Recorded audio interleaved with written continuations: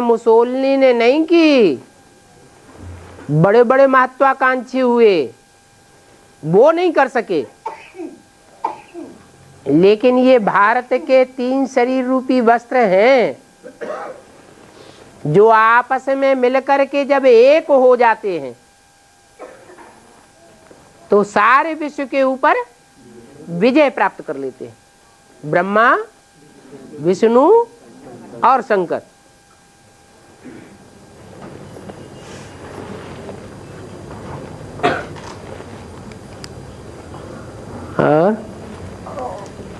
इसलिए हमारा झंडा है त्रिमूर्ति शिव का,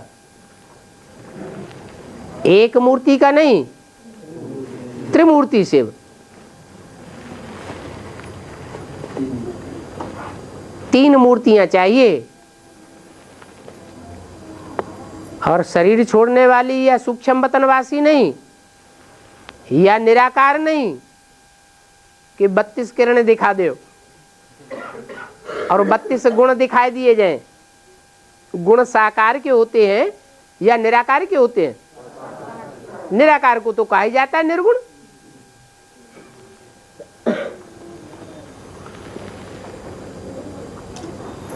तो त्रिमूर्ति शिव का हमारा झंडा है यादगार। वो कपड़े के झंडे तो चाहे जितने कोई लगा दे अपने अपने मकान के ऊपर, लेकिन झंडा ऊंचा वास्तव में किसका करना है? इन 3 चैतन्य मूर्तियों का झंडा ऊंचा करना है, इनका नाम वाला करना है संसार में, जो सारे विश्व के ऊपर विजय प्राप्त करने के निमित्त बनती है और बनाती है। कौरवों और पांडवों का युद्ध होता है तो ये जो कौरव पांडव अपना शरीर जो छोड़ देते हैं तो उसके बाद में फिर जो है गांधारी और जो है वो रहते हैं धृतराष्ट्र, तो उनको साथ फिर मुलाकात कहाँ होती इनकी?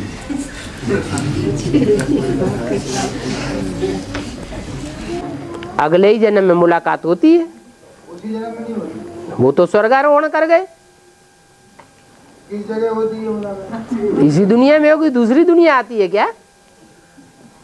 दुनिया तो यही होती है। और अभी बाबा ने कहा ना कि शिव मंदिरों में जाओ, लक्ष्मण के मंदिरों में जाओ और वहाँ जाकर सेवा करो, लेकिन साथ साथ में ये भी कहा है कि ये ब्रह्मा का पार्ट है, शूद्रों को ब्राह्मण प्रजा पार्टी निकालना। तो क्या ये जो पार्ट है हम लोग एडवांस पार्टी वाले क्या शिव मंदिरों में, लक्ष्मण मंदिरों में जाकर सेवा कर सकते हैं? कौन से मंदिर में जाके? शिव मंदिर और लक्ष्मण के मंदिर का ना अभी हद के बेहद के बेहद के मंदिर पर क्या सेंटर से ब्रह्मा कुमारी सेंटर वो मंदिर है, वहाँ लक्ष्मी नारायण बैठे हैं कोई युगल है? जहाँ भी कोई कुमार बैठा हुआ है कमरे में और ईश्वरीय ज्ञान में चल रहा है, एडवांस में चल रहा है, वो किसका मंदिर है? वो शिव का मंदिर है। हाँ, पांडव भवन कहो, शिव मंदिर कहो, वहाँ जाने आने वाले जो भी कुमार इकट्ठे होते हैं, जो भी भाई बहन इकट्ठे होते हैं, उनको सुनाएंगे, उनकी बुद्धि में बैठेगा। और गीता पाठशाला माने लक्ष्मी नारायण के मंदिर। घेराव के लिए बोला अभी है, घेराव डालो माने जितनी ज्यादा गीता पाठशालाएं खोलेंगे, जितने ज्यादा मिनी मधुबन बनावेंगे, उतना घेराव पड़ता जाएगा, आवाज निकलेगी, फिर तुम्हारा पाला ऊंचा हो जाएगा। सेंटर में डायरेक्ट तो नहीं जाना है ना। वो बड़े बड़े शंकराचार्यों के मठ हैं या मंदिर हैं? वो तो मठ बनाए हुए हैं, वो तुम्हारी बातें थोड़ी सुनने देंगे। और बाबा ये ब्रह्मा कुमारी है ना, ये क्यों जो तांत्रिक लगाकर भी शिव बाबा के यदि पर ऐसा हमला करती है तो तांत्रिक भूत चलाकर भी क्यों ऐसा हमला करती है? जिनको भगवान नहीं मिलेगा तो भूतों का ही आसरा लेगा या किसका लेगा? हैं? जिसको भगवान मिल जाए वो भूतों का आसरा क्यों लेगा?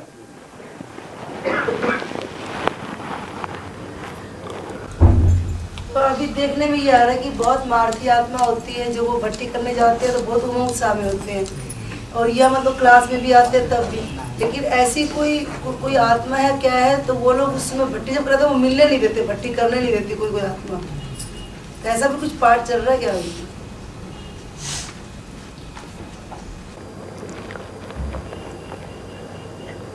जब 9 धर्मों के 9 ग्रुप हैं और 9 धर्मों की 9 प्रकार की जड़ें हैं और उन जड़ों के 9 प्रकार के बीज हैं,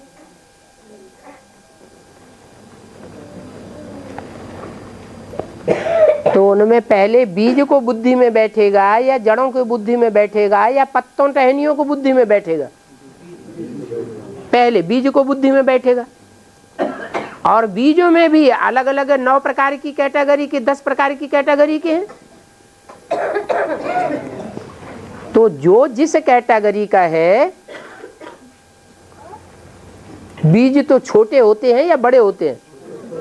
बीज तो छोटे होते हैं और जड़ें तो बड़ी होती हैं। तो जो पावरफुल जड़ें होती हैं, जब तक वो अपने स्वरूप को न पहचान लें और बाप को न पहचान लें, तब तक वो आत्माएं अपने वर्ग वाली आत्माओं में प्रवेश करके उनको डिस्टर्ब करती रहेंगी। आधारभूत आत्मा ही। हाँ जी, और शरीर वहां छोड़ती जा रही है, सूक्ष्म शरीर धारण करती जा रही है। सूक्ष्म शरीर में ज्यादा पावर होती है या स्थूल शरीर में ज्यादा पावर होती है? सूक्ष्म शरीर में ज्यादा पावर होती है। बीज रूप आत्मा है उनकी, अपने साकार शरीर है, तो उनको डिस्टर्ब करती रहेंगी तब तक। पुरुषार्थ करने में बाधा डालती है। पुरुषार्थ करने में बाधा भी डालती है। बाबा 33 करोड़ देवी देवता में 10 करोड़ देवी देवता बाप से प्राप्ति करते हैं, बाकी जो 23 करोड़ हैं तो वो कैसे मतलब प्राप्ति करते हैं, मतलब इसका अंतर और भेद में कैसे मतलब क्या है? 21 जन्मों की प्राप्ति कराने वाला बाप कौन है? शिव बाप। वो श्रेष्ठता की ही प्राप्ति कराता है। लेकिन एक बेहद का बाप ऐसा भी है जो स्वर्ग की दुनिया का भी मालिक है तो नरक की दुनिया का भी मालिक है। वो कौन है? प्रजापिता, मनुष्य सृष्टि का बाप।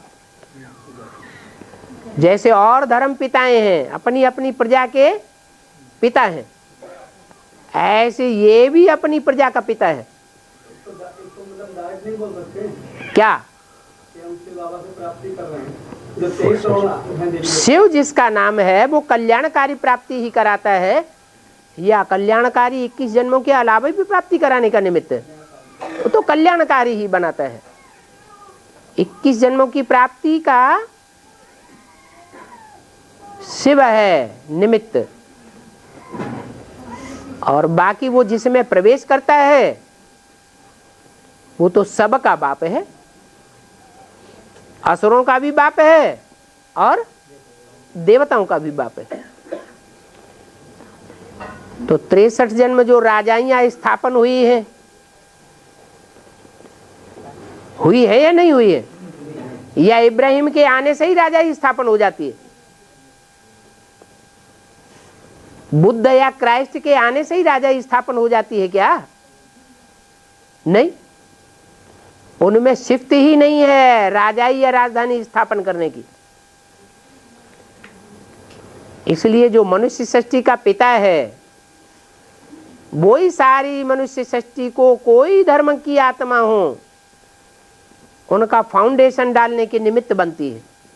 बाबा दोनों को खुश कर देते हैं, मतलब दोनों को खुश कर देते हैं, देवी देवता को भी खुश करते हैं, इधर असुरों को भी खुश कर देते हैं। क्या?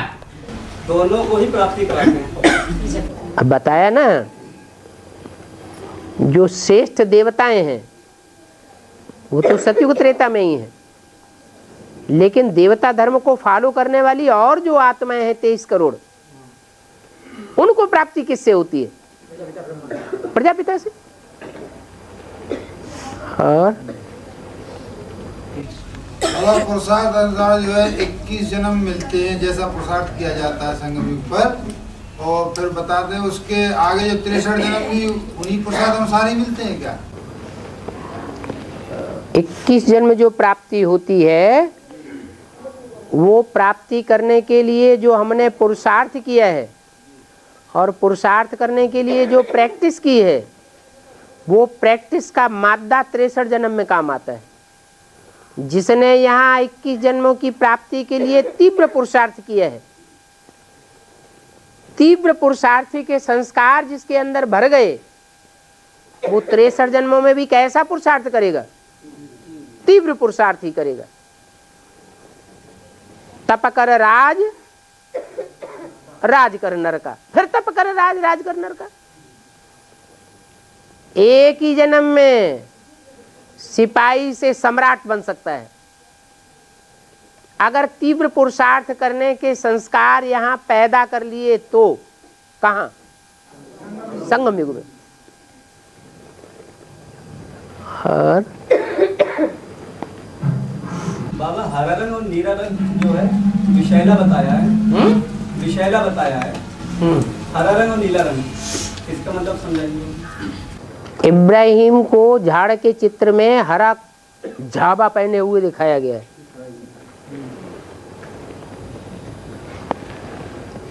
रामलीला दिखाते हैं या कृष्ण लीला दिखाते हैं तो असुरों की सेना को काला या नीला रंग पहनाते हैं।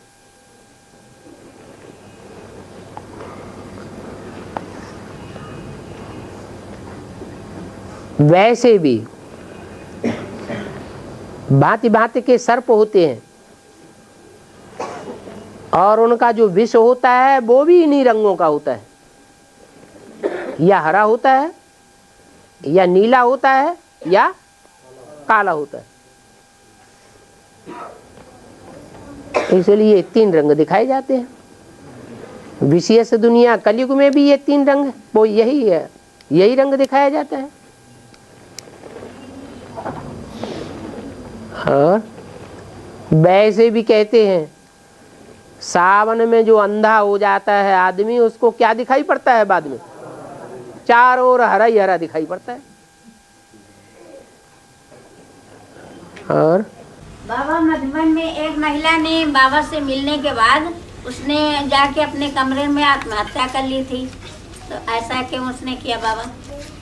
बाबा से मिलने के बाद मधुबन में गई और मिली, उसी टाइम सब लोग बैठे थे क्लास में। कहाँ? मधुबन में, और वहाँ माउंट आबू में। और फिर अपने कमरे में गई रस्सी बांध के और उसने आत्महत्या कर लिया। तो क्या हुआ? नहीं कह रहे कैसे भगवान के घर में ऐसा? अरे भगवान कोई सूक्ष्म शरीरधारी होता है क्या? भगवान औरतों में प्रवेश करता है क्या? है? अब हम लोग तो सुबह सुबह पुलिस देखे तो डर गए, ऐसा क्यों हुआ? अच्छा तुम तो बुद्धि में तो सोचो, भगवान को कभी औरत के रूप में दिखाया है? फिर भूत प्रेत होते हैं, वो हत्या करते हैं, आपघात करते हैं, पाप कर्म करते हैं, तो उनको सूक्ष्म शरीर मिलता है, सूक्ष्म शरीर के बंधन में बंधना पड़ता है। आजकल घाटे वाले तो जगह जगह फैले हैं, मतलब सब औरतन के अक्सर ज्यादा क्या वाले? घाटे वाले बाबा औरतन पे ज्यादा चला थे। घाटे वाले क्या महाराज जी हनुमान है? बहुत कुछ रही आजकल सब औरतें जाती हैं। मुरली में ये कहाँ बोला है कि ब्रह्मा की आयु सृष्टि चक्र में 50 साल कम हो जाती है? मुरली में तो ये बोला है कोई के 50 साल भी कम हो गए होंगे। ब्रह्मा शब्द तो नहीं बोला।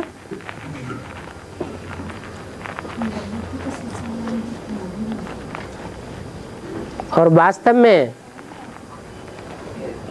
दादा लेखराज ब्रह्मा की 60 साल आयु कौन से युग में थी? वो कौन से वर्ष में थी? 47 में, 48 में जब हिंदुस्तान पाकिस्तान का झगड़ा हुआ तब से मुरली निकलती चली आई है। उससे पहले तो मुरली थी ही नहीं। पता कैसे चलता है इनमें बाप भगवान है? जब मुरली सुनाते हैं, ज्ञान सुनाते हैं, तो उससे पहले तो मुरली का कोई प्रूफ ही नहीं है। तो साबित होता है कि दादा लेखराज 60 साल की आयु 47 में हुई, फिर 40 साल जोड़ने से 100 साल उनकी उम्र 87 में पूरी होती है। तो ब्रह्मा की 100 साल आयु पूरी होगी तो षष्ठी चक्र में से उनकी आयु में से कितने साल निकल गए? कौन से 50 साल?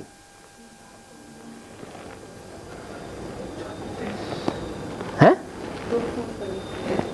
87 से लेकर 2036 तक के 50 साल उनके कम हो जाते हैं। 87 में 100 साल आयु पूरी हुई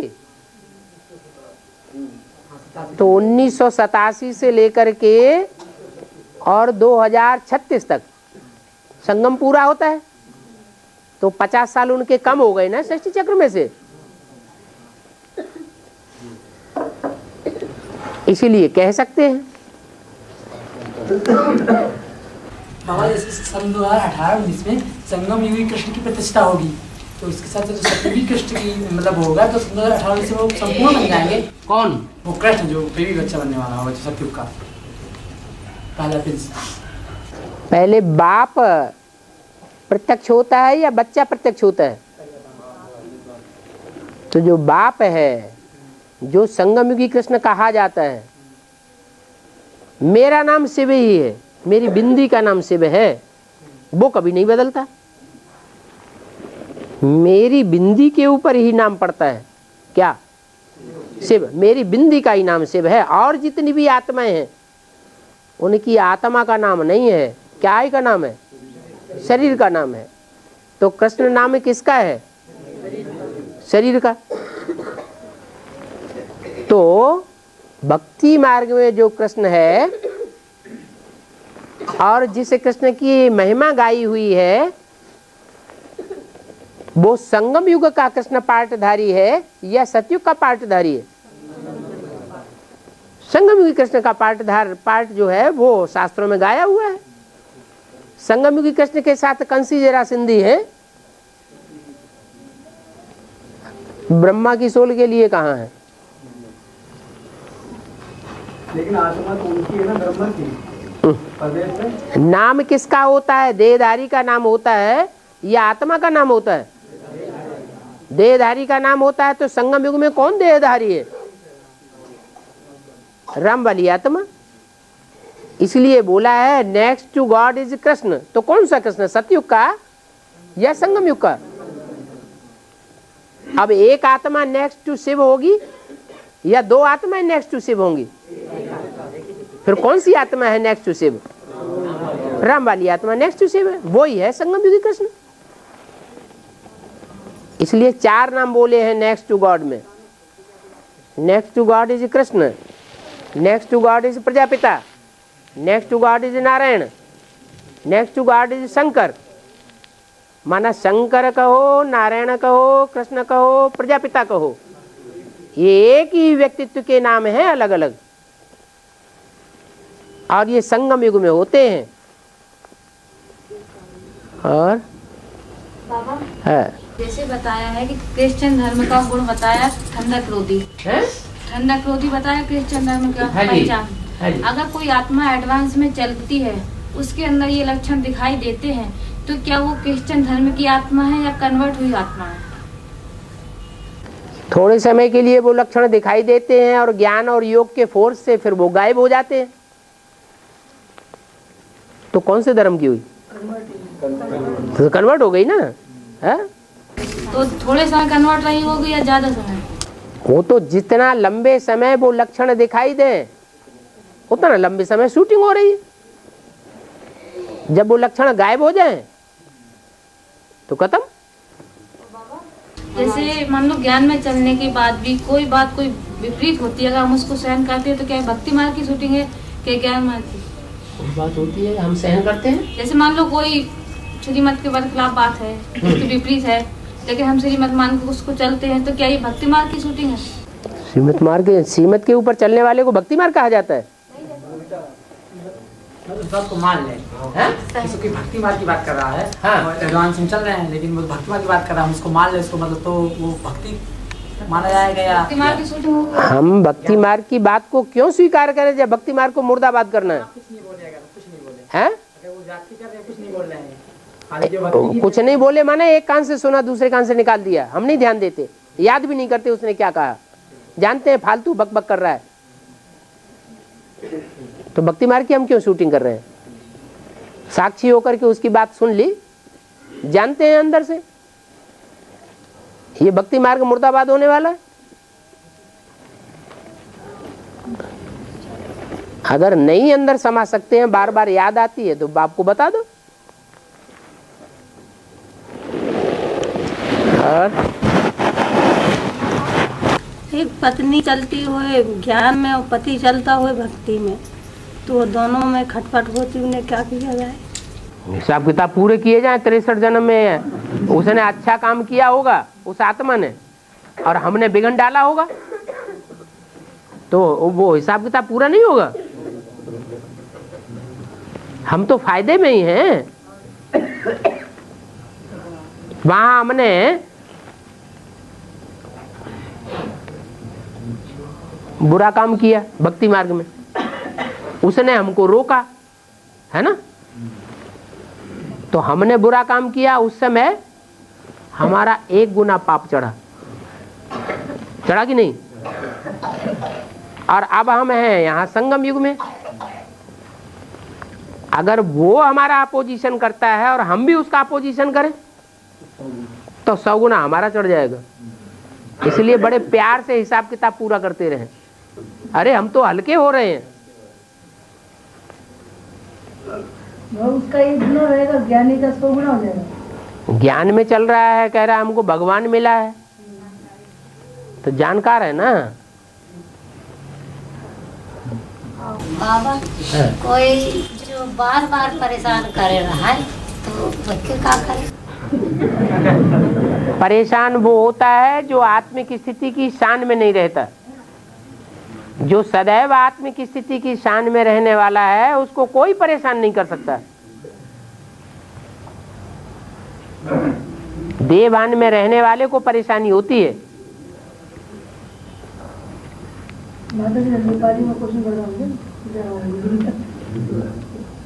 हाँ जी बाबा, मुरली में भी बोला कि 2 करोड़ आत्माएं जो है तो सत्युग से त्रेता में आ जाती हैं, तो और 9 लाख जनता उसमें होती है। 9 करोड़ आत्मा होती है सब युग में। 9 लाख आदि में, बाद में सत्युग आदि में 9 लाख, आदमी 9 लाख। और अभी बाबा बोला कि 2 करोड़ आत्मा जो है 2 करोड़ सत्युग के अंत में, अंत में, तो वो उसमें सत्युग में पूरी पीढ़ी पहले नहीं आती, वो बाद में आती, अंत में आती है। 9 करोड़ हर जन्म में बढ़ते जाएंगे ना। तो सत्युग के अंतिम जन्म में 2 करोड़, हाँ, सत्युग के अंत में 2 करोड़, और त्रेता के पहले जन्म में 2 करोड़ से बढ़ते बढ़ते त्रेता के अंत में 10 करोड़ हो जाते। 10 करोड़ हो जाते। हाँ जी, 33 करोड़ क्यों लगा? 33 करोड़ कहाँ? वो देवता धर्म की आत्माएं, तो हर धर्म की आत्माएं बढ़ती जाती हैं, नीचे उतरती जाती हैं, या कोई आत्माएं किसी धर्म की उतरना बंद हो जाती हैं? उतरती जाती है। तो देवता धर्म की भी उतरती रहती है। आबादी बढ़ जाती है। और कीमत ले रही थी, जैसे कोई युगल है वो क्लास में रोज गीता पाठशाला में करते थे, तो संगठन जैसे युगल है उनका गीता पाठशाला नहीं है। एक आदमी बात करो। हाँ, जैसे युगल है क्लास रोज करते हैं, उनके यहाँ गीता पाठशाला नहीं है, तो क्या संगठन मिल के उनके यहाँ रखा जा सकता है? तो जिससे अगल बगल में भी इसकी सेवा क्या कर सकते हैं? संगठन गीता पाठशालाओं में ही रखा जाए वो ज्यादा अच्छा है। बार बार इधर उधर ढूंढना नहीं पड़ेगा लोगों को। जो गीता पाठशालाएं निमित्त बनी हुई हैं वही संगठन करना अच्छा है। और संगठन भी 1 दिन का होना चाहिए, ऐसे नहीं 2-2, 3-3 दिन का संगठन रख लिया जाए। हैं? हाँ जी, बाबा गीता पाठन के बारे में चर्चा हुई तो इसी में चला कि जैसे गीता पाठन निमित्त है वहाँ पर, तो वो गीता पाठन अगर दिन भर बंद कर देते हैं या 2 दिन या 1 दिन, तो वहाँ पर क्या नियमित रूप में माता जी का रहना जरूरी है या भाई जी का या किसका क्या है, दिन भर बंद भी रहे या? ठीक है, बाहर जाना पड़ता है, दोनों को ही बाहर जाना पड़ता है, तो कोई दूसरी माता को बैठा दे दो 1 दिन के लिए। लेकिन माता जी रहे, माता रहे, मेच्योर्ड माता निमित्त बन के रहे। कोई कोई भी निमित्त माता आके बाहर आ सकती है, अगर वो आपकी हाँ जी मेन जा रही है दोनों, हाँ जी हाँ जी, तो क्लास में आने वाली माता को बिठा कर ही बाहर निकले ना। हाँ जी, तो दोनों या एक, दोनों तो नहीं निकल सकते ना वहाँ से। बताया है उनको, दोनों को ही जरूरत हो कहीं जाने की तो किसी को निमित्त बना के बैठा के जाए। लेकिन ताला लगा मंदिर बनाया हुआ है लक्ष्मी नारायण का, तो मंदिर में ताला लगाया जाता है क्या? हाँ। बाबा बाबा ने बताया कि 1-2 महीना तक भी कोई बच्चा लेटर नहीं लेता है तो समझो मर गया, अगर वो बच्चा ऐसा डेली मुरली क्लास करते हैं महीना में और उसके संगठन में जाते हैं, उसके लिए भी लागू होता है या उसके संगठन में न जाए, क्लास न करे, उसके लिए? मुरली पढ़ता है वो तो घर में बैठ करके पढ़ता है, लेकिन बाप साकार में है या आकारी और निराकारी है? तो कनेक्शन है या कि नहीं? कनेक्शन है तो कनेक्शन का सबूत क्या है? वो तो बाबा को उधर जाने से मिलता है, लेकिन रोज उसका महीना वो चिट्ठी वगैरह लिखते हैं, चिट्ठी लिखता है, नहीं फोन नहीं करता है, लेकिन संगठन में जाता है, क्लास करता है, बाबा आने समय मिलता है। तो संगठन का वो संगठन का कागज नहीं पहुंचता है हेड ऑफिस में? वही हो जाता है। तो संगठन का कागज पहुंचता है, उससे ही पता लग जाता है कि हाँ कनेक्शन में है, परिवार के कनेक्शन में है। संगठन जो कागज बोला गया अभी, तो जैसे कि ये रजिस्टर है गीता पाठशाला का, तो वहाँ साइन सारे करते हैं, तो अलग कागज तो कोई कर नहीं रहा है। अलग कागज पे करने की दरकार क्या है? जो गीता पाठशाला का रजिस्टर है उसी में संगठन के साइन है, उसी को फोटो स्टेट करके हेड ऑफिस में भेज दो। हाँ जी संगठन के दिन का। हाँ जी, तो ये हफ्ता वाला कि महीना वाला? कोई भी संगठन हो, कोई भी संगठन, सप्ताह का हो, 15 दिन का हो, महीने का हो, त्रैमासिक हो। तो बाबा ने कहा था कि गीता पाठशाला का पोता में हिसाब किताब जो है वो क्या पर मंथली जाने से ही वो सच्ची गीता पाठशाला होती है, वो ये कहा गया था। लेकिन अभी देखा गया कि गीता पाठशाला में ऐसे हिसाब किताब लिखा गया है, जो जितना करता है वैसा पाता है। बाबा तो सभी से कहते हैं अपना पोता में लिखो कितना याद किया, कितना पाप कर्म किया, कितना किसको दुख दिया। अब कोई करता है, कोई नहीं करता है, जो करेगा सो पाएगा। पोता मेल तो देना जरूरी है क्या? उसका मतलब हर महीने का पूरा चार्ट लिख के देना जरूरी है? अरे देगा, अपने लिए देगा, नहीं देगा अपने लिए देगा, जो जरूरी क्या होता है? उसको अपने को बाप का बच्चा समझता होगा। तो मुरली में तो बोला हुआ है कि बच्चे का पूरा हिसाब किताब बाप के पास आना चाहिए। बाबा जब हम बेसिक में चलते थे तो वहाँ कहते थे दादी इनके बाबा आते हैं, तो वहाँ बाबा आते रहे कि मतलब ब्रह्मा बाबा असी बाबा आते थे। जब बेसिक में हम चलते थे तब दादी वहाँ जाते थे राजस्थान, तो कहते थे ब्रह्मा बाबा आते थे और कि सी बाबा आते थे साथ।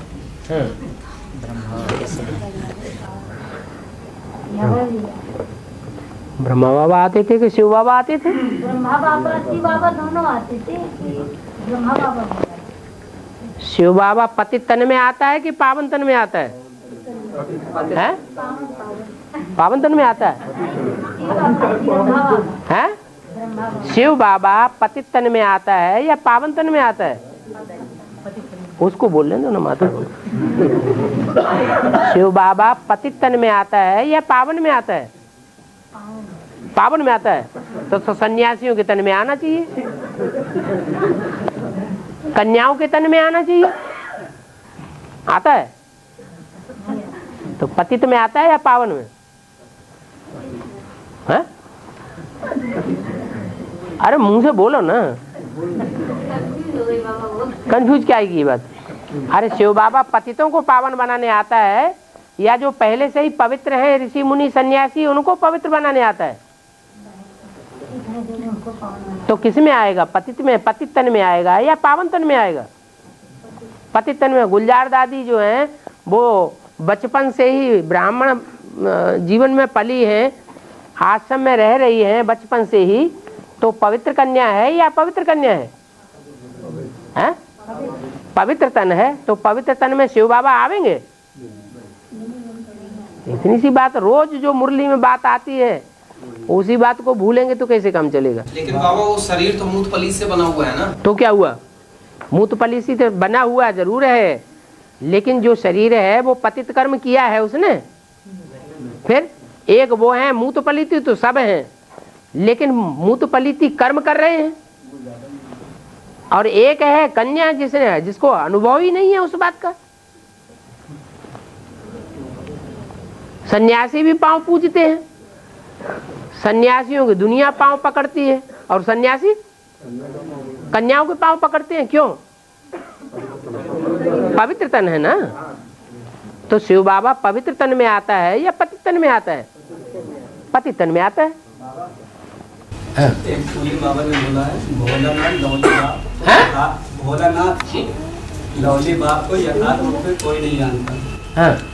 तो इसका मतलब कोई नहीं जानता। हाँ। बाबा को ऐसा क्यों बोलना पड़ा?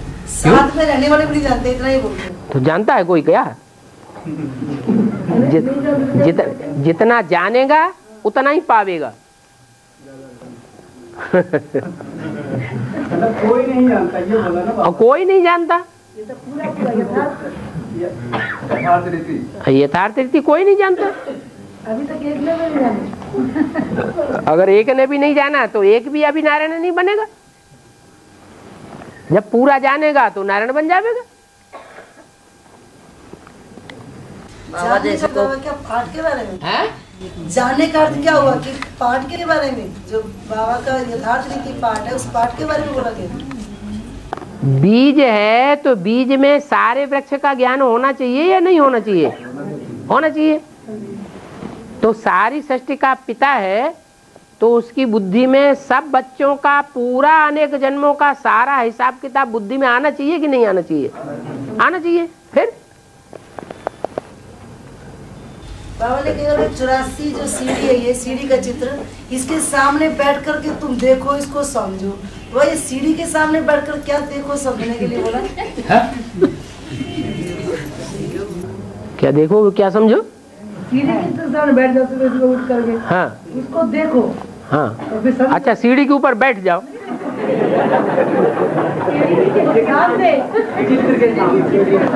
अरे सामने नहीं, उसके ऊपर ही बैठ जाओ, कुछ मिल जाएगा क्या? ये तो बुद्धि चलाने की बात है। एक एक बात की गहराई को समझो कि ये जो बात दी हुई है ये क्यों दी हुई है। गहराई में जाओ एक एक पॉइंट की, लेकिन बुद्धि चलेगी उतनी ही जितना योगदान दिया होगा, चाहे तन से। जैसे पढ़े नहीं हैं हम, पढ़े नहीं हैं हम, लिख नहीं पाते तो हम क्या करें?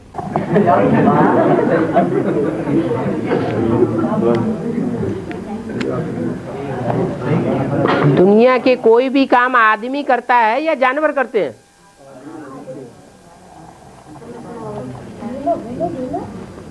बोलो, दुनिया में जो भी काम करते हैं वो आदमी करते हैं या जानवर करते हैं?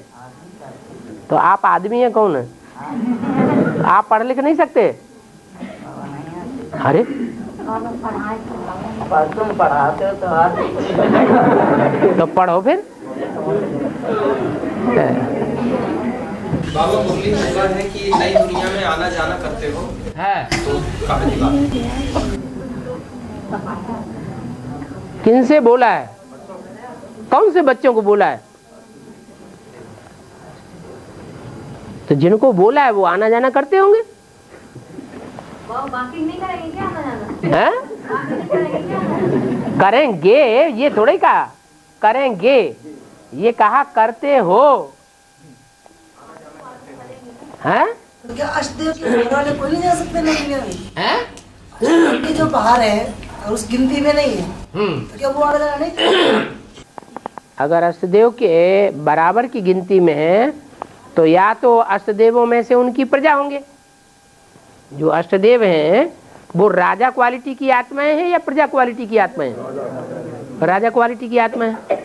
जो अष्टदेव राजा क्वालिटी की आत्माएं हैं वो सब एक जैसे हैं या उनमें भी नंबरवार है? तो उनमें जो नंबरवार हैं उनमें पहले नंबर का जो होगा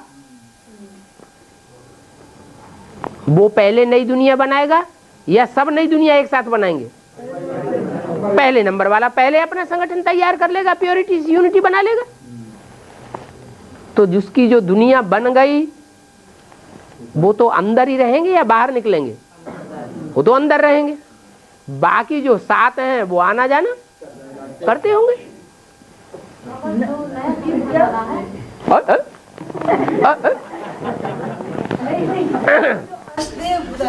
वो जो अपनी दुनिया बनाएगा क्या प्रजा बनाएगा? वहां तक बुद्धि ही नहीं पहुंचती। नहीं, राजा जो है राजा तो वो औरों को बनाएगा ना। तो क्या वो कौन से नहीं बना? क्या पहचाना उसकी ये प्रजा उसकी है? वो राजा की तो प्रजा कौन है, क्या है, ये तो बताइए ना। तब वो भी बात फिर दोबारा बैठ के बताओ।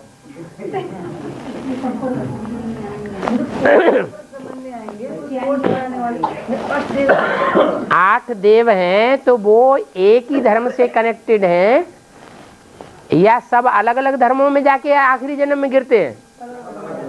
अलग अलग धर्मों में गिरते हैं। तो जो जिस धर्म से ज्यादा कनेक्टेड है वो नंबरवार ही पुरुषार्थ करेगा कि सब एक जैसे पुरुषार्थ करेंगे?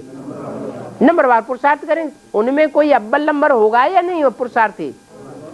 तो जो अव्वल नंबर पुरुषार्थी होगा वो अव्वल नंबर पुरुषार्थी बाप के ज्यादा नजदीक होगा या दूर होगा?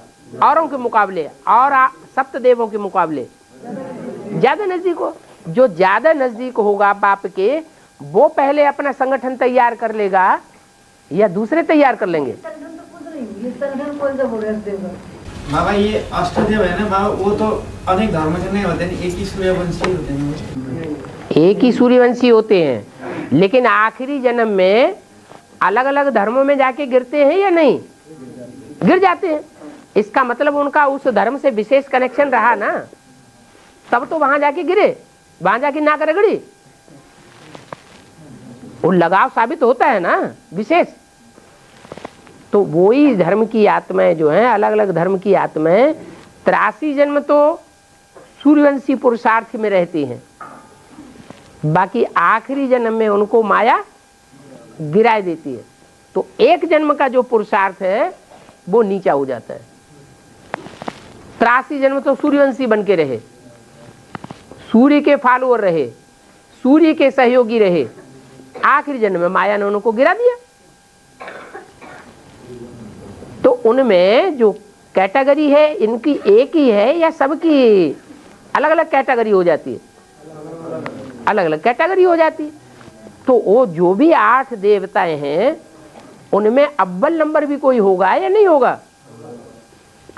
जो अव्वल नंबर होगा वो बाप के नजदीक होगा या नहीं होगा?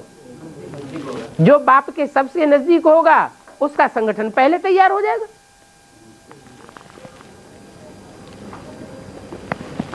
संगठन तैयार होता है तो जो संगठन में रहते हैं वो अंदर रहेंगे या बाहर रहेंगे?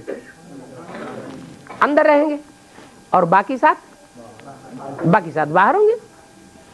तो बाहर वाले सारे संगठन के अंदर नहीं है? आना जाने का मतलब क्या है? अरे अष्ट देवताएं हैं, जन्म जन्मांतर वो राजाएं बनेंगे, तो क्या एक ही राजाई में घुसे रहेंगे या अलग अलग राजाइयां होंगी? उनकी अपनी अलग अलग राजाइयां होंगी। हाँ, उन्हीं में आना जाना करते होंगे। जो ज्यादा मर्तबे वाला होगा उससे ज्यादा कनेक्टेड होंगे।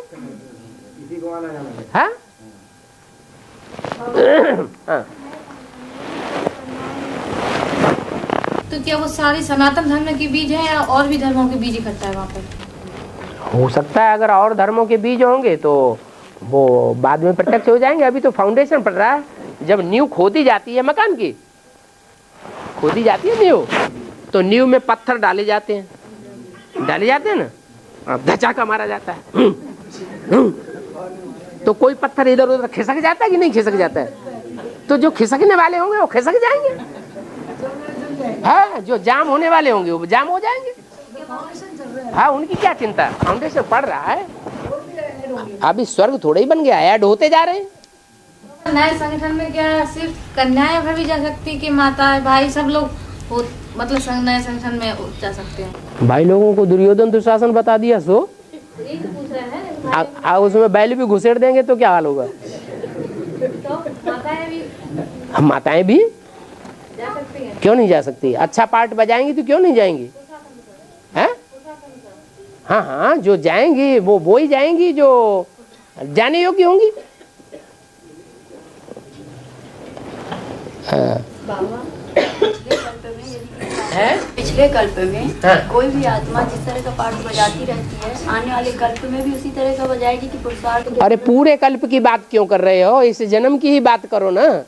84 जन्म का पता है क्या? है 83 जन्मों में हमने कैसा पार्ट बजाया, क्या पार्ट बजाया, हम कौन थे, वो पता है? वो तो कुछ पता ही नहीं। हाँ, इस जन्म में जो जैसा हुआ है वो ही उस 84 जन्म में एक कल्प के बाद फिर ज्यों का त्यों होगा, उसमें कोई अंतर नहीं पड़ने वाला। बाकी 83 जन्म के लिए तो तुम अच्छा सोचो, अच्छा सोचेंगे तो अच्छा पुरुषार्थ करेंगे। बाबा, हाँ, विधि के विधान में कुछ ऐसा नियमन है, ऐसा कुछ लोग मानते हैं कि जो चित्त है हमारा उसमें रेखांकित होता रहता है अपना कर्म, और स्वाभाविक ढंग से शिव का ऐसा विधान है कि वो चलता रहता है चारों ओर। क्या ये सही है कि आदमी परिवर्तित भी कर सकता है? अरे जैसा कर्म करेंगे वैसी रेखाएं नहीं बनेंगी, तो नई बात क्या है इसमें? जो 63 जन्म हमने किया है वो 63 जन्म किए हुए के अनुसार अच्छा किया या बुरा किया, वो इस आखिरी जन्म में शूटिंग हो रही है, रिहर्सल चल रही है। अच्छा कर्म किया होगा और वो अच्छा कर्म जब शूटिंग में उदित होता है तो अच्छी अवस्था बन जाती है। बिना पुरुषार्थ किए भी अच्छी अवस्था बन जाती है। जी, कभी ऐसा अनुभव नहीं किया कि हम पुरुषार्थ उस समय कोई नहीं का ऐसा अच्छा करते तो भी अवस्था बहुत अच्छी बन जाती। तो जरूर अच्छे कर्मों की रील उठ गई, और जब हम बहुत पुरुषार्थ करते हैं, खींचतान करते हैं, और फिर भी हमारी अवस्था डाउन की डाउन बनी रहती है, उस समय कौन से कर्मों की रील उठ खड़ी हुई? पाप कर्मों की रील उठ खड़ी हुई। तो बनी बनाई बन रही, अब कुछ बननी ना है। इसका मतलब ये नहीं है कि जब खराब कर्मों की रील उठ खड़ी हो तो हम ठंडे होके बैठ जाएं, नहीं। सदा एक सा समय किसी का सुना और नहीं देखा है। ये रील तो पाप कर्मों की ऊपर नीचे होती ही रहती है। दादा, ये जब माउंट आबू जाने टाइम हो गया ना हमारा, होता है, उस समय वो बीके वाली को तो उधर में वो हेड क्वार्टर बनाया है ना उन लोगों ने। वो हम जाने समय वो कहाँ जाता है? हम जब जाते हैं तो वो कहाँ जाता है? वो लोग मतलब कहने का उनका जो बीके अपने माउंट के सेंटर्स बने हुए हैं ना, जब हम लोग का पार्ट आएगा वहाँ जाने का, ये बीके वाले सारे कहाँ जाएंगे?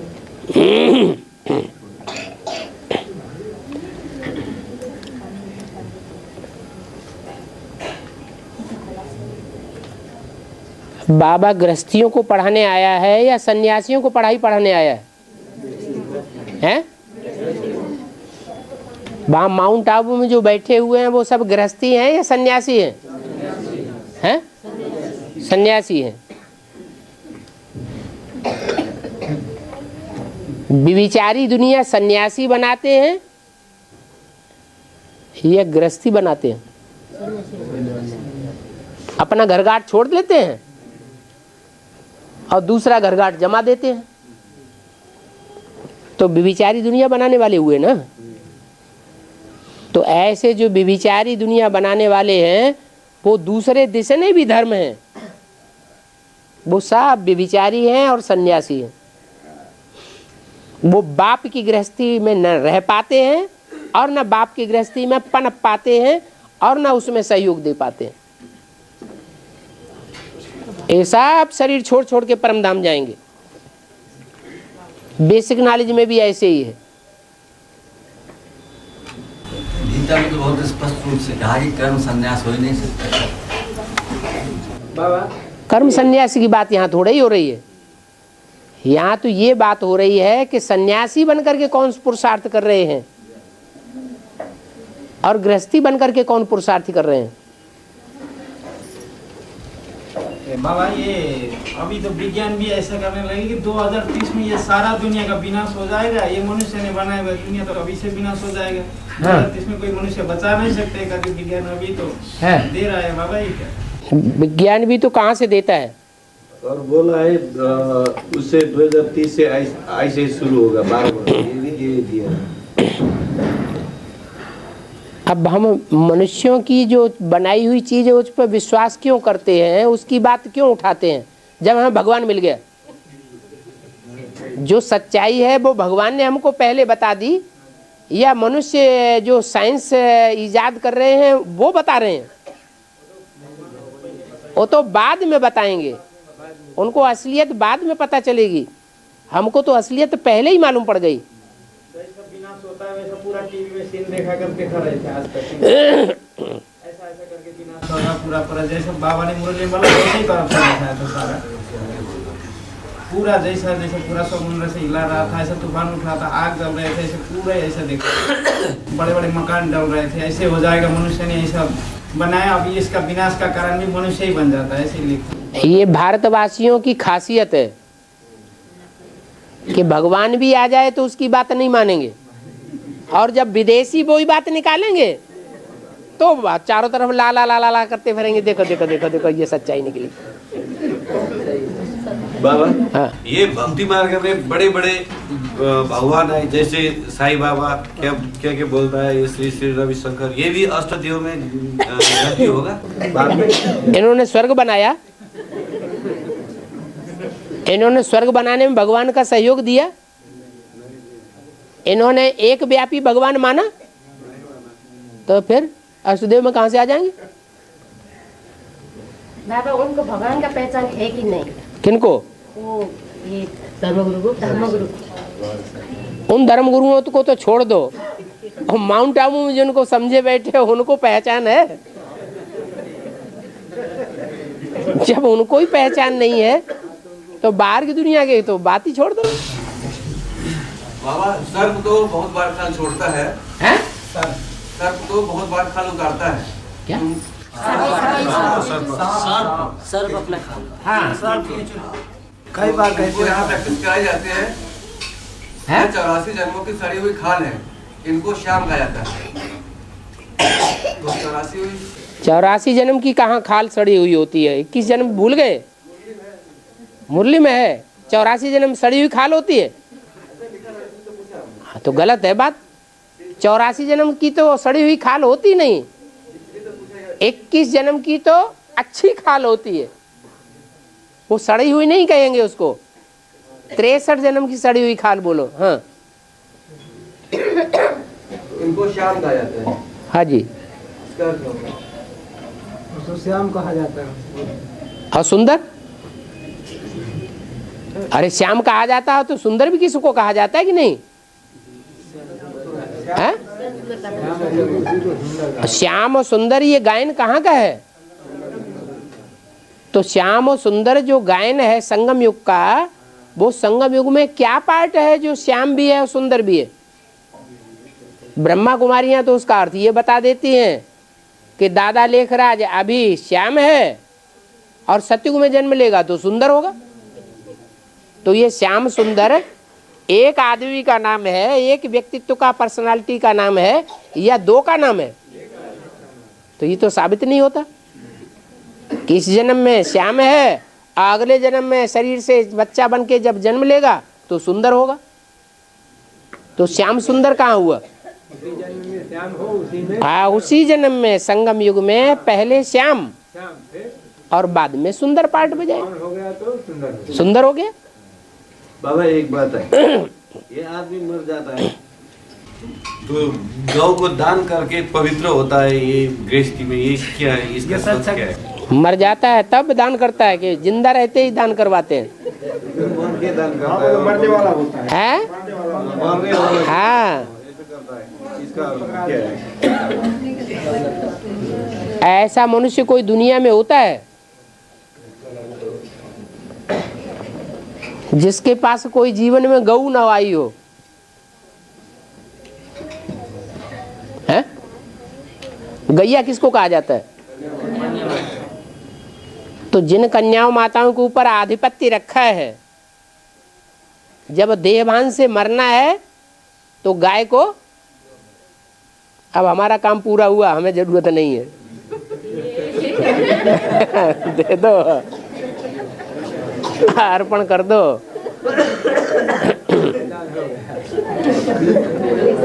गाय को अर्पण करेंगे तो स्वर्ग में जाएंगे, अर्पण नहीं करेंगे तो स्वर्ग तुमको मिलने वाला देवान रहेगा तो स्वर्ग मिलेगा नहीं। पूंछ पकड़ के बाबा भवसागर पार दिखाते हैं। हाँ, बैतरणी नदी बोलता है। हाँ, तो माने फॉलो करो। पूंछ पकड़ना माने फॉलो करना। जैसे कहते हैं कि सागर मंथन हुआ, सर्प का पूंछ देवताओं ने पकड़ा और असुरों ने पकड़ा मुंह। मुंह पकड़ना माना, बाबा आपने ये बात इस मुरली में ऐसे कही थी, आपने ये बात कही ऐसी कही थी, अब ऐसे बात क्यों है बताओ, ये है मुंह पकड़ना। और पूंछ पकड़ना माने जो भी बात कही हम फॉलो करेंगे, हम उसको मानेंगे, उसके ऊपर चलेंगे, पीछे पीछे चलेंगे, आप बताते जाओ हम चलते जाएं, वो है पूंछ पकड़ना। तो गाय की पूंछ पकड़ना माना, हाँ, जिन कन्याओं माताओं को 63 जन्म अपने कब्जे में रख करके चलाया है, उन्हीं कन्याओं माताओं को अब पूंछ पकड़ के चलो तो दुर्योधन दुशासन वृत्ति खत्म हो जाएगी। बहुत खुश हो रही माताएं।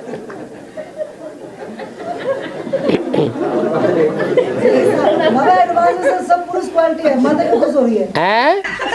सब पुरुष है, सब पुरुष हैं तो रात में चौराहे पे बैठ के दिखाएं।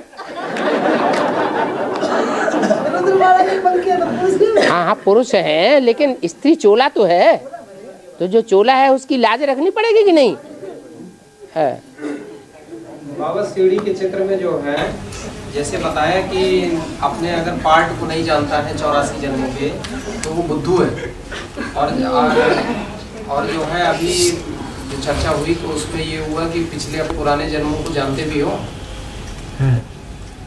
और अगर अपने पार्ट को नहीं जानते हो 84 के तो सब बुद्धू। बुद्धू नहीं तो और क्या है? कोई नाटक में नाटकबाज हो, कोई नाटक करे, कोई राजा का पार्ट बजाता है, कोई रानी का पार्ट बजाता है, कोई प्रजा का पार्ट बजाता है, कोई क्या पार्ट बजाता है, और पार्ट बजाने वाले को अपना पार्ट ही याद न रहे और रंगमंच पे जाके खड़ा हो जाए तो उसको क्या कहेंगे? बुद्धू कहेंगे? क्या कहेंगे फिर?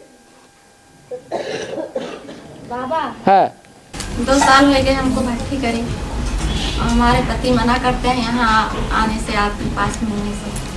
आज अपने मन से चली आई हूँ, आज अपने मन से आई हूँ, तो ठीक किया या गलत? युक्ति से जब तक चलता है तब तक चलाओ, और जब नहीं चलता है तो उनकी बात मान लो। याद ही तो करना है। याद करने से फायदा होगा या कंधे पे चढ़ जाने से फायदा होगा? याद करने से फायदा होगा।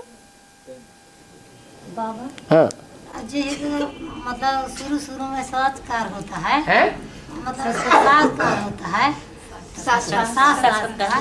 तो मतलब वहाँ हम गए तो वहाँ बाबा ने कहा पिछली जन्म यहाँ पहले आई तू, अब फिर आ रही हो इसी पढ़ाई पढ़ने। जब हमने देखा था तो ब्रह्मा बाबा, अब विष्णु, शंकर का हमने वहाँ देखा था साक्षात्कार होता, तो उसने बैठे हम वहाँ गए तो बाबा ने दिखाया था काफी में, देखो ये तुम्हारा लिखा, जिस दिन तारीख से तुम आई हो उसी दिन तारीख ये लिखी है, अब फिर आई हो 5000 वर्ष। हाँ, ये कावटी करने गई ना प्रभु। हाँ, जब वहाँ चलते थे बेसिक में, तब हम मधुबन गए थे, तब हमें मधुबन। तो बुद्धि में ये बात बैठी कि हम पूर्व जन्म में भी इसी ज्ञान में थे। बस खत्म बात। एनएस भी 4 अवस्थाओं से ऊपर है, तो क्या नए और भी बनेंगे? एनएस माने नया संगठन, तो 4 अवस्थाओं से भी प्रसार होगा। अरे दुनिया की हर चीज 4 अवस्थाओं से पसार होती है, इसमें नई बात क्या है? और भी एनएस बनेंगे हैं? नए और भी एनएस बनेंगे। जब अष्ट देव हैं और 8 देव जो हैं अलग अलग धर्मों में आखिरी जन्म में जाके गिरते हैं, तो अलग अलग धर्मों का छिलका है कि नहीं, कुछ न कुछ है। तो उनको अपने अपने देवहान आएगा कि नहीं कि ये हमारे अपने हैं। जो क्रिश्चियन धर्म का होगा वो क्रिश्चियनिटी का छिलका होगा थोड़ा बहुत, इस्लाम धर्म का होगा इस्लामिज्म का छिलका होगा। तो जब फाइनल होगा नंबर कैसे बनेंगे 8 के? कैसे पता चलेगा ये पहला नंबर, ये दूसरा नंबर, ये चौथा, ये 5वां, ये 7वां, ये 8वां? प्रैक्टिकल में ऐसा करके दिखाएंगे तब तो मालूम पड़ेगा। जो ज्यादा नजदीक होगा वो फट से चेंज हो जाएगा, और दूर होगा तो थोड़ा टाइम लगेगा। बाबा ये जन्माष्टमी में जो ककड़ी तोड़ते हैं तो उसका वेद का अर्थ क्या है? ककड़ी नहीं तोड़ते हैं, खीरा तोड़ते हैं। खीरा के लिए कहते हैं, खीरा को मुंह काट के मलियत नौन लगाए, रहमन कड़ुए मुखन की होती है यही सजाए। कड़ुआ मुंह का होता है खीरा, क्या खीरा जो है वो कड़ुए मुंह वाला होता है। तो भगवान जिस तन में आता है और कृष्ण बच्चा जहाँ से पैदा होता है वो कड़ुए मुंह वाला होता है। पहले कड़ुए मुंह वाला होता है और बाद में जब संपन्न पुरुषार्थी हो जाता है तो नारायण जैसा मीठे मुख वाला बन जाता है। इसलिए बताते हैं कि खीरे में से कृष्ण का जन्म हुआ।